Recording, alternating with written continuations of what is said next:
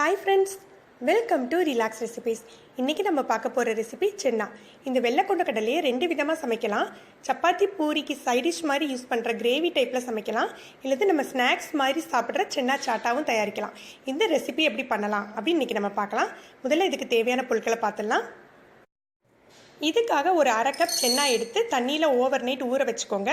இப்போ நீங்கள் சென்னாவை ஊற வைக்க மறந்துட்டீங்க, சென்னா பண்ணணும் அப்படின்னா என்ன பண்ணலான்னா, குக்கரில் நல்லா கொதிக்கிற வெண்ணி எடுத்துக்கோங்க. அதில் சென்னாவை போட்டு மூடி வச்சு ஒரு 2 மணி நேரம் ஊற விடுங்க. நல்லா ஊறிடும் உங்களுக்கு. இந்த மாதிரி ஊறின சென்னாவை ஒரு 3 விசில் வச்சு எடுத்துக்கலாம். உப்பு போட்டு வேக வச்சுடுங்க. சென்னா பதம் எப்படி இருக்கணும் அப்படின்னா, இந்த மாதிரி முழுசாக இருக்கணும். அதே சமயம் நல்லா சாஃப்டாக குக் ஆகிருக்கணும். நல்லா ஊறின சென்னாவாக இருந்தால் உங்களுக்கு நல்லா சாஃப்டாக குக் ஆகிடுங்க. இப்போ தேவையான மொத்த பொருட்களை பார்த்துடலாம்.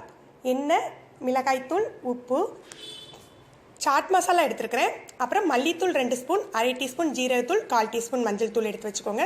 2 தக்காளி, 2 வெங்காயம். தக்காளி கொஞ்சம் பெரிய சைஸாக எடுத்துக்கோங்க. கொஞ்சமாக மல்லிக்கீரை, கொஞ்சமாக கரம் மசாலா, வீட்டில் திரிச்ச கரம் மசாலா, ஒரு 1/2 டீஸ்பூன் இஞ்சி பூண்டு விழுது.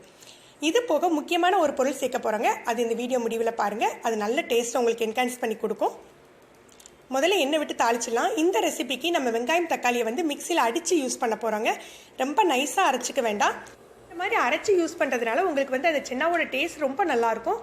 முதல்ல எண்ணெய் காஞ்சாக்கில் வெங்காய பேஸ்ட்டு சேர்த்துடலாம். வெங்காயம் அரைச்சி போட்டிருக்கிறதுனால ரொம்ப கவனமாக வதக்கணுங்க, இல்லது சீக்கிரமாக கருகிடும். தீயை மிதமாக வச்சுட்டு வதக்குங்க. இதுக்கு நம்ம பட்டை கிராம்பு போட்டு தாளிக்க போகிறது இல்லைங்க. அந்த கரம் மசாலா ஒரு 1/4 டீஸ்பூன் சேர்த்துக்கிட்டாலே போதும். ஏன்னா இப்போ சென்னா சாட் அப்படின்னு ஸ்நாக்ஸாக சாப்பிடையில பட்டை கிராம்பு போட்டிங்க அப்படின்னா வாயில் வந்துக்கிட்டே இருக்கும். அதனால் நீங்கள் தூளே யூஸ் பண்ணிக்கோங்க. இந்த மாதிரி பொன் முறுவல் ஆகிற வரைக்கும் நம்ம வதக்கிக்கணுங்க. இப்போ நம்ம இஞ்சி பூண்டு பேஸ்ட்டு சேர்த்துக்கலாம். நான் இன்றைக்கி இஞ்சி பூண்டு பேஸ்ட்டுக்கு பதிலாக இஞ்சி பூண்டை நல்லா மெல்லிஸாக கட் பண்ணி லைட்டாக தட்டி வச்சுருக்கேன். இப்படி போட்டிங்கன்னா உங்களுக்கு நல்ல ஃப்ளேவர் எக்ஸ்ட்ரா கிடைக்கும். இதை லேசாக எண்ணெயில் வதக்கின பிறகு நம்ம அரைச்சி வச்சுருக்க தக்காளியை சேர்த்துடலாம். கொஞ்சமாக பட்டை கிராம்பு தூள். இந்த மசாலா தூளோட ரெசிபி நம்ம ஆல்ரெடி நம்ம சேனலில் போஸ்ட் பண்ணியிருக்கோம். தேவையான எடுத்து யூஸ் பண்ணிக்கோங்க. லிங்கை கீழே டிஸ்கிரிப்ஷனில் கொடுத்துருக்கேன். இப்போ தக்காளி பேஸ்ட்டு சேர்த்து வதக்கிடலாம். தக்காளியோட பச்சை வாடை போகிற அளவுக்கு நம்ம வதக்கணும். ஒரு 1/4 கப் போல் தண்ணி சேர்த்து வதக்குங்க. நல்லா கொதிக்கும், பச்சை வாடை போயிடும் உங்களுக்கு. தக்காளி நல்லா குக்காகி அந்த பச்சை வாடெல்லாம் போய் சுருண்டு வரையில் தாங்க நம்ம மசாலாக்களை சேர்த்துக்கணும். அதனால மிதமான தீயில வச்சு குக் பண்ணுங்கள். இப்போ பாருங்கள், பச்சை வாடையெல்லாம் போயிடுச்சு. இப்போ நம்ம ஒவ்வொரு மசாலாவாக சேர்த்துடலாம். முதல்ல காரத்திற்கு தேவையான அளவு மிளகாய்த்தூள் சேர்த்துக்கலாம்.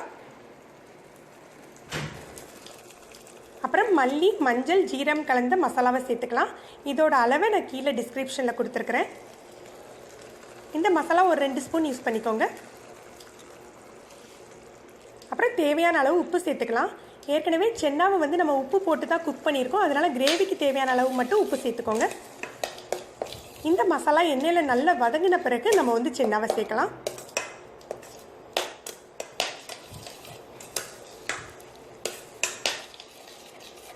இதோட பச்சை வாடெல்லாம் போய் நல்ல வாசம் உங்களுக்கு வரும். அந்த ஸ்டேஜில் நம்ம சென்னாவை சேர்த்துடலாம். இப்போ நம்ம சென்னா சேர்த்துடலாங்க. நல்லா குக் ஆகிடுச்சு. உங்களுக்கு மசாலா பாட்டிலே தெரியும், லைட்டாக எண்ணெய் பிரிய ஆரம்பிச்சிருச்சு. இந்த ஸ்டேஜில் சென்னா போட்டு நல்லா சென்னா அந்த மசாலாவில் மிக்ஸ் ஆகிற மாதிரி நம்ம புரட்டி விட்டுடலாம்.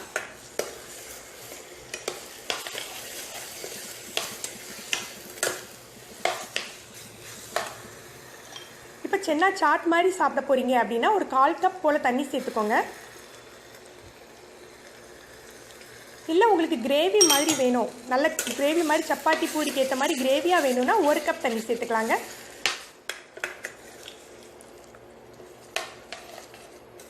தண்ணி சேர்த்து நல்லா கொஞ்சம் எல்லாம் மிக்ஸ் ஆகிற மாதிரி கிளறி விட்டுருங்க. இப்போ நம்ம சொன்னோம் இல்லையா, ஒரு பொருள் சேர்த்துக்க போகிறோம். அது என்னென்னா, ஒரு 1/4 கப் போல் தேங்காய் பால் சேர்த்துக்கோங்க. இது சேர்த்துக்கிட்டீங்க அப்படின்னா உங்களுக்கு சுவையை நல்லா அதிகப்படுத்தி கொடுக்கும். இது நம்மளுடைய ஆப்ஷனல் தான், நீங்கள் இது சேர்க்காம கூட செய்யலாம். இப்போ நல்லா எல்லாமே மிக்ஸ் ஆகிடுச்சு. இப்போ நம்ம சாட் மசாலா தூவிக்கலாம். ஒரு 1/2 டீஸ்பூன் போல் சாட் மசாலா தூவி பொட்டி விட்டுறலாம். நீங்கள் ஸ்நாக்ஸ் மாதிரி சாப்பிட போகிறீங்க அப்படின்னா ஒரு 1/2 எலுமிச்சம்பழத்தை பிழிஞ்சு விட்டுக்கோங்க.